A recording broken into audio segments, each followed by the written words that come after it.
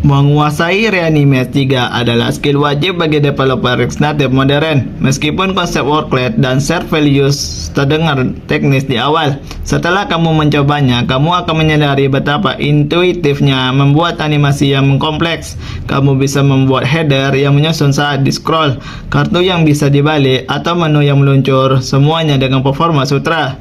Tidak ada lagi kompromi antara fungsionalitas dan keindahan, yaitu dengan Reanimate kita bisa memilikinya keduanya. 3. Gesture handler, yaitu Chongqing is believing. Layar sentuh adalah media input utama di perangkat mobile, namun komponen bawaan React Native seperti touchable, opacity, atau scroll view memiliki keterbatasan dan mendeteksi gestur yang kompleks. Mereka hanya bagus untuk ketukan atau tap atau gulir sederhana, tetapi gagal total jika kita ingin melakukan gestur seret atau drag, cubit atau pings, atau putar atau rotate secara bersamaan. Disinilah React Native Gesture Handler masuk sebagai pahlawan. Pustaka ini menggantikan sistem sentuhan bawaan JS dengan sistem sentuhan aktif platform seperti Android atau iOS yang jauh lebih presisi dan responsif.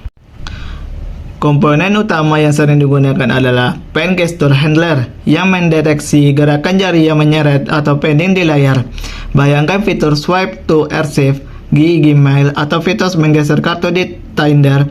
Semua itu dibangun menggunakan logika Pen Gesture. Handler ini memberikan aliran data koordinat, yaitu X dan Y, serta kecepatan atau velocity gerakan jari secara terus-menerus. Data ini kemudian bisa kita hubungkan langsung ke share value milik Reanimate untuk menggerakkan elemen UI mengikuti jari pengguna secara real-time, tanpa jeda sedikit pun, satu tracking.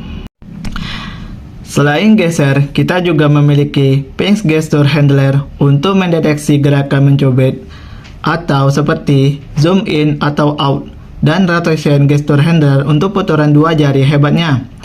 Gesture handler memungkinkan kita menggabungkan beberapa gestur sekaligus seperti atau simultaneous handler.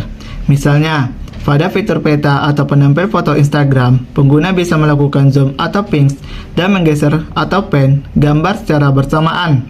Mengelola konflik antara gestur ini, kapan harus zoom dan kapan harus geser, sangat sulit dilakukan dengan sistem lama, namun menjadi sangat deklaratif dan terstruktur dengan pustaka ini. Cara kerja gesture handler didasarkan pada state machine atau machine status. Setiap gestur memiliki phase, yaitu under timed atau belum mulai, begun atau jari menyentuh, aktif atau jari bergerak, end atau jari diangkat, atau valid atau gestur tidak valid. Kita bisa menulis logika spesifik untuk setiap fase ini. Misalnya, saat fase aktif, kita mengikat posisi elemen ke jari pengguna. Saat fase end, kita mengecek apakah pengguna melempar elemen cukup kencang. Jika iya, animasikan elemen keluar layar. Jika tidak, kembalikan ke posisi semula dengan efek pegas atau with spring. Logika interaksi semacam ini menciptakan pengalaman pengguna yang sangat taktil dan memuaskan. Integrasi antara Gesture Handler dan Reanimate dilakukan melalui Book as Animate Gesture Handler atau Gesture.pen di versi terbaru. Ini adalah jembatan yang menghubungkan event sentuhan aktif langsung ke workload Reanimate di UI thread. Artinya, seluruh proses interaksi mulai dari jari menyentuh layar, kalkulasi posisi, hingga penggambaran ulang pixel terjadi di sisi natif tanpa pernah membangunkan triks JavaScript. Inilah rahasia mengapa interaksi di aplikasi seperti Twitter atau Telegram terasa sangat instan meski di HP kentang sekalipun. Dalam desain aplikasi modern, gestur bukan lagi sekadar alternatif, tapi sering menjadi navigasi utama, yaitu seperti swipe back untuk kembali. Mempelajari gesture handler membuka dimensi baru dalam kreativitas UI. Nah, kamu tidak lagi terbatas pada tombol klik di sini. Seluruh layar menjadi kanvas interaktif, namun ingatlah untuk selalu memberikan petunjuk visual atau affordance, karena gestur seringkali tidak terlihat atau invisible UI. Pengguna harus tahu bahwa elemen tersebut bisa digeser atau dicubit. 4. Share Element Transition, yaitu The Teleportation Illusion. Pernahkah kamu memperhatikan di App Store atau Google Play saat kamu menekan ikon aplikasi kecil? Ikon tersebut seolah-olah tumbuh, membesar dan berubah menjadi header halaman detail. Efek magis ini disebut Shared Element Transition. Tujuannya adalah menjaga kontinuitas visual atau visual konsistensi saat pengguna berpindah antar layar. Tanpa efek ini, perpindahan layar terasa kaku, yaitu layar A hilang, layar B muncul mendadak. Dengan efek ini, otak pengguna dituntun untuk memahami bahwa objek di layar B ini adalah objek yang sama dengan yang tadi saya klik di layar A. Secara teknis, ini adalah ilusi optik yang cukup rumit. Layar A dan layar B adalah dua komponen yang terpisah total. Bahkan mungkin berada di tumpukan navigasi yang berbeda. Elemen gambar di layar A dan layar B adalah dua instansi memori yang berbeda. Untuk menciptakan ilusi perpindahan, pustaka atau seperti Rix Native Shared Element atau fitur baru di Reanimate 3 mengambil snapshot posisi dan ukuran elemen di layar asal, lalu membuat clonigan elemen tersebut yang melayang di atas segalanya. Clonigan ini kemudian dianimasikan dari posisi awal atau layar A menuju posisi akhir atau layar B, sementara layar asli memudar di latar belakang. Implementasi Shared Element Transition membutuhkan identifikasi yang unik. Kita harus memberikan ID yang sama pada komponen di kedua layar, yaitu misalnya Shared Transition Text Image, yaitu 1, 2, 3 router navigasi seperti Export Router atau Rix Navigation. Kemudian akan mencocokkan ID tersebut saat transisi terjadi. Jika ID cocok, sistem akan mengambil alih rendering elemen tersebut dan melakukan interpolasi geometri. Tantangan terberat biasanya terjadi pada gambar yang memiliki aspek rasio berbeda, yaitu misalnya kontak di list tapi persegi panjang di detail, di mana sistem harus mengubah ukuran atau resize konten gambar dengan mulus tanpa distorsi atau stretching.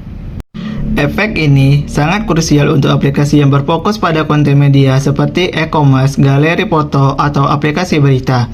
Pada aplikasi e-commerce, transisi sepatu dari daftar produk ke halaman detail yang mulus dapat meningkatkan persepsi kualitas produk tersebut. Rasanya seperti memegang sepatu itu dan mendekatkannya ke mata. Bukan sekadar membuat halaman web baru, ini mengurangi beban kognitif pengguna karena mereka tidak perlu memproses ulang konteks visual, yaitu mereka tetap fokus pada objek yang menarik perhatian mereka sejak awal.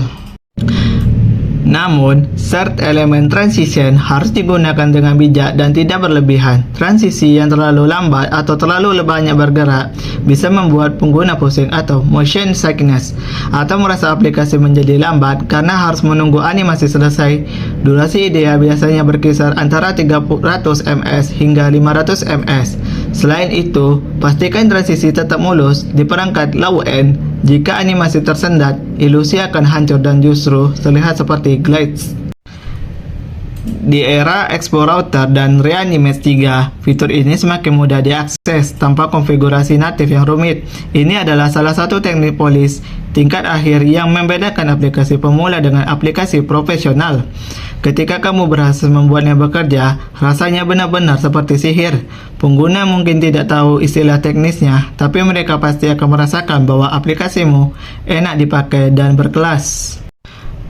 5. Micro interaction, yaitu the soul of the app. Jika fitur utama adalah daging dari aplikasimu, maka micro interaction adalah bumbu penyedapnya. Micro interaction adalah animasi kecil dan fungsionalitas yang terjadi di sekitar satu tugas spesifik. Contoh klasiknya adalah tombol like di Twitter saat ditekan. Ia tidak sekadar berubah warna, tapi meletup atau pop dengan partikel konfeti kecil. Contoh lain adalah saklar atau toggle switch yang meluncur mulus saat diaktifkan, atau kolom password yang bergetar atau shake saat input salah. Animasi kecil ini mungkin tampak remeh, tapi merekalah yang membuat aplikasi terasa hidup dan punya jiwa. Tanpa mikro interaksi, aplikasi terasa